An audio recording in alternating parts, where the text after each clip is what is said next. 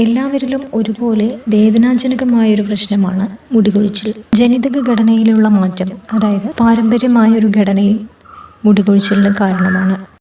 Hormone വ്യതിയാനങ്ങളും മുടികൊഴിച്ചിലിന് കാരണമാകുന്നു. ഓരോരുത്തരെയും ബാധിക്കുന്ന ശാരീരികമായും മാനസികമായും ഉണ്ടാകുന്ന സമ്മർദ്ദവും മുടികൊഴിച്ചിലിലേക്ക് എത്തിക്കും. ഇരുമ്പ്, സിങ്ക്, ബയോട്ടിൻ ഇവയുടെ അഭാവവും മുടികൊഴിച്ചിൽ ഉണ്ടാക്കുന്നു.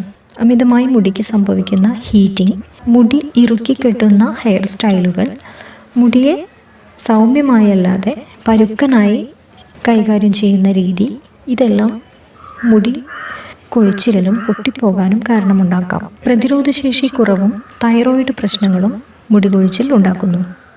വിഷാദം, ഉയർന്ന രക്തസമ്മർദ്ദം എന്നിവയ്ക്ക് ഉപയോഗിക്കുന്ന മരുന്നുകൾ ഇതുമൂലവും മുടികൊഴിച്ചിൽ സംഭവിക്കുന്നു.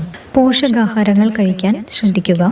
വെളിച്ചെണ്ണ ചെറു ചൂടാക്കി അത് ഉപയോഗിച്ച് മസാജ് ചെയ്യുന്നത്, തലയോട്ടിയിൽ മസാജ് ചെയ്യുന്നത് മുടികൊഴിച്ചിലിന് നല്ലതാണ്.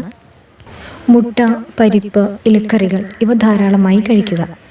നെല്ലിക്ക ധാരാളമായി കഴിക്കുക. സമ്മർദ്ദമുണ്ടാക്കുന്ന പ്രവർത്തനങ്ങളിൽ ഏർപ്പെടാതിരിക്കുക. പരമാവധി സമ്മർദ്ദം കുറയ്ക്കുക. കെമിക്കലുള്ള ഉൽപ്പന്നങ്ങൾ മുടിയിൽ ഉപയോഗിക്കാതിരിക്കുക. അമിതമായ മുടികൊഴിച്ചിൽ, അതായത് പ്രതിദിനം 100-ലധികം മുടികൾ കൊഴിയുന്നു എങ്കിൽ മുടി കൊഴിയുകയും തലയോട്ടി കാണുകയും ചെയ്യുക. കഷണ്ടി പോലെ കണ്ടുവരിക.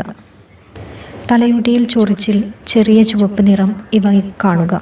ഇങ്ങനെയെല്ലാം ശ്രദ്ധയിൽപ്പെട്ടാൽ എത്രയും പെട്ടെന്ന് ഒരു ആരോഗ്യ വിദഗ്ധനെ സമീപിക്കുക.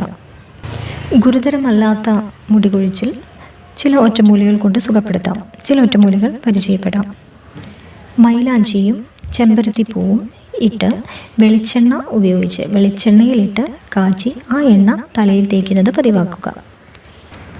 തുളസി ഇലയും തെച്ചിപ്പൂവും വെറ്റിലയും ഇട്ട് കാച്ചിയ എണ്ണ, ശുദ്ധമായ വെളിച്ചെണ്ണയിൽ കാച്ചിയ എണ്ണ നിത്യം തലയിൽ തേച്ച് കുളിക്കുന്നത് ശീലമാക്കുക.